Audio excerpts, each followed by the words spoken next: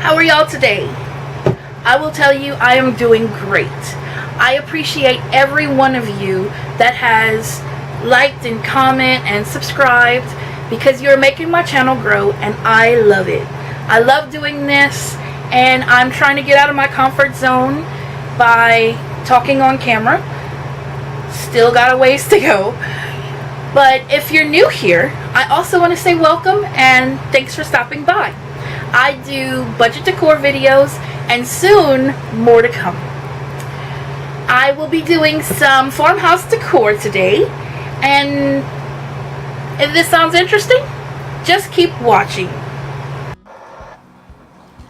Alright guys, what you'll need for this is the mason jar little door hanger. For some reason my picture was acting crazy and would not let me upload it.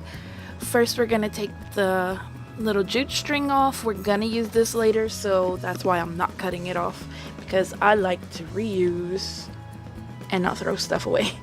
Next we're going to take off the lemon, and the bottom one for some reason looks like an orange, but we're going to take that off as well because we will use those in a later time.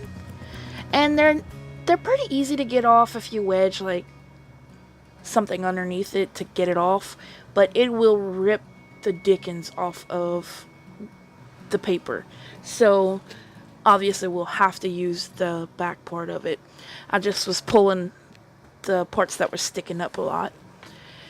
So let's get these off and then we'll go on with the next step.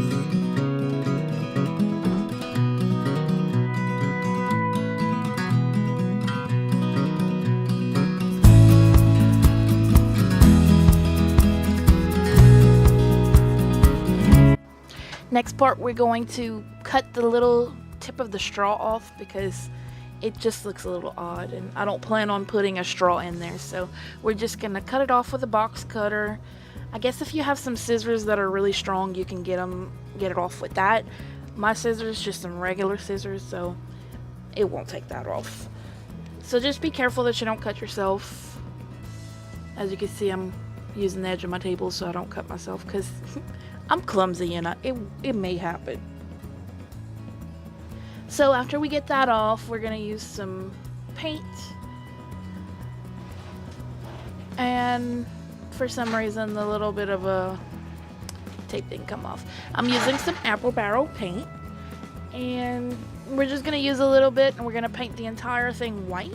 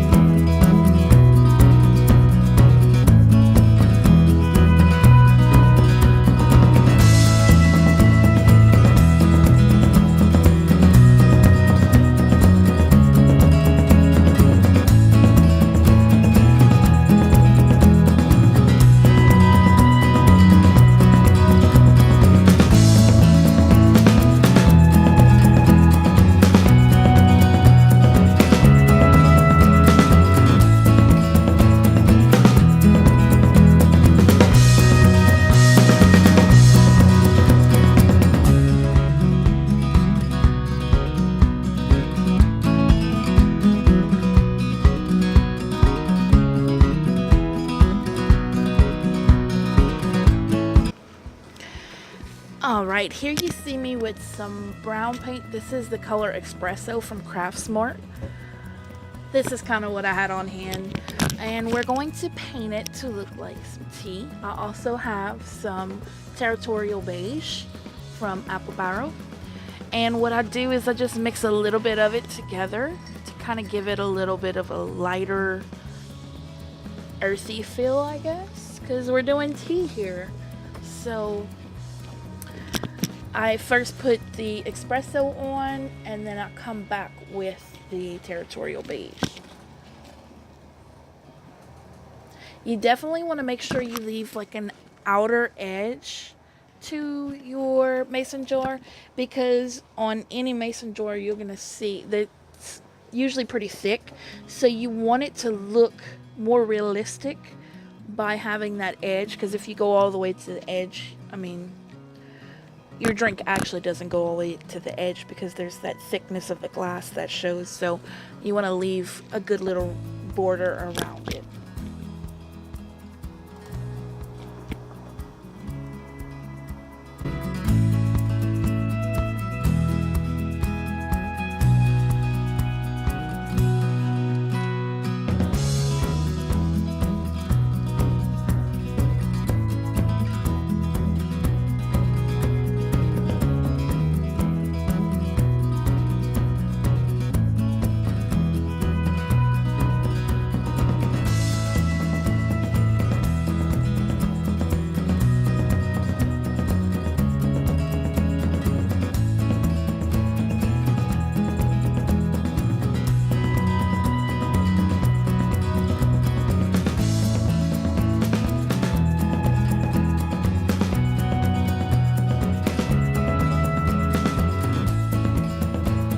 Next, here we're going to take the Territorial Beige or whatever lighter color you have, and I'm mixing it a little bit with the Espresso color.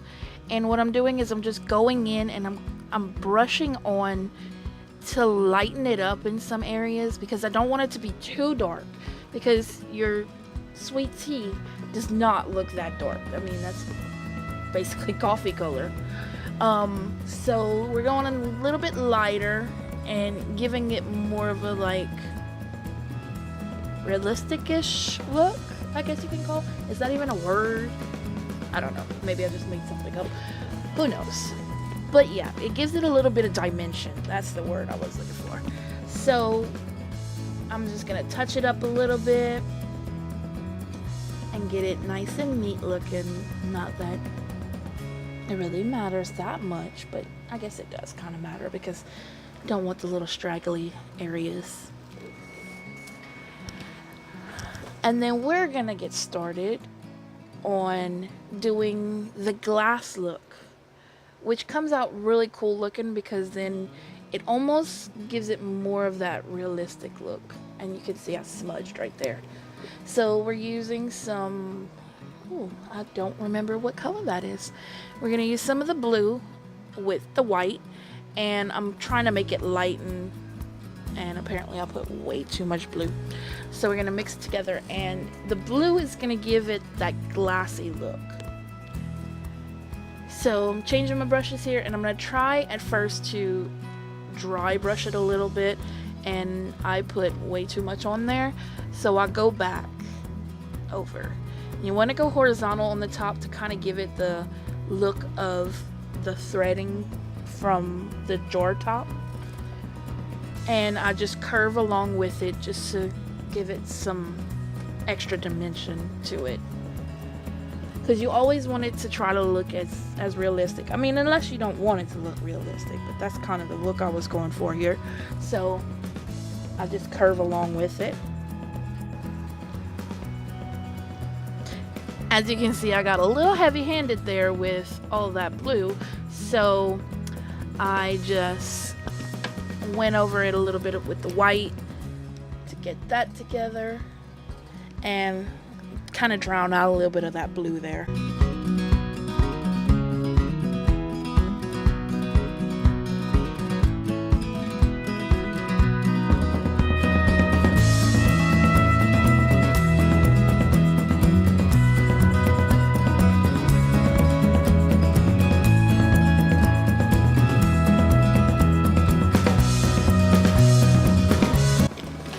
Okay guys, I will admit, rookie mistake going on here, but for some reason my camera was all the way zoomed in and didn't notice until I was going to edit it.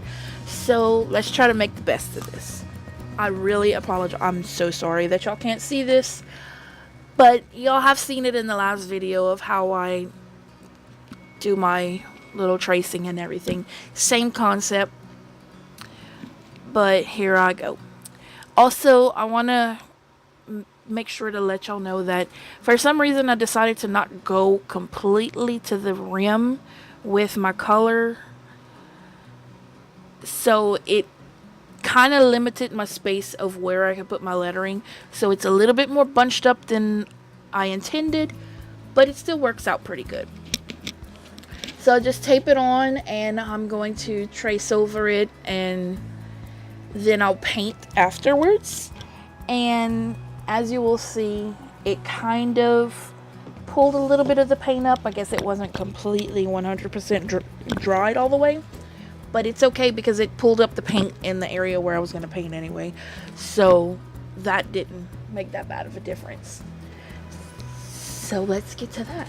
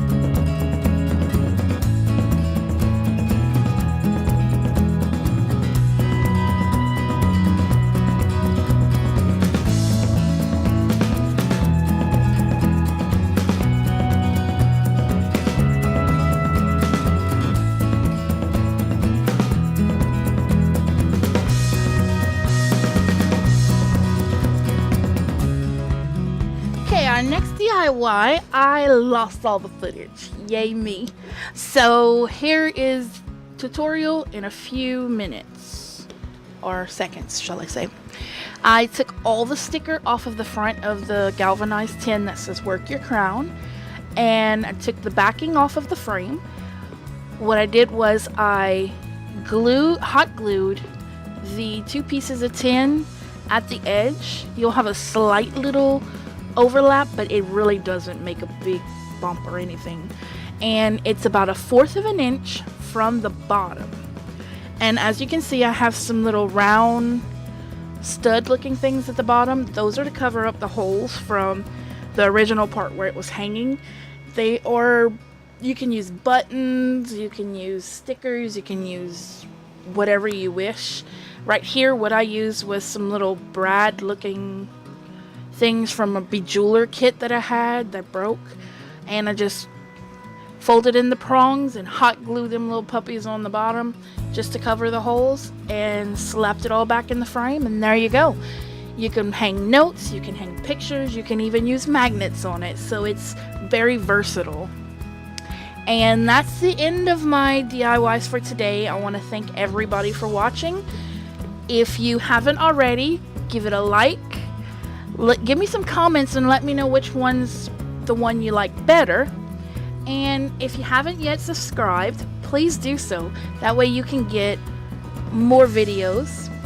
And you also want to do the notifications, so that way you'll know when I'm uploading my next video.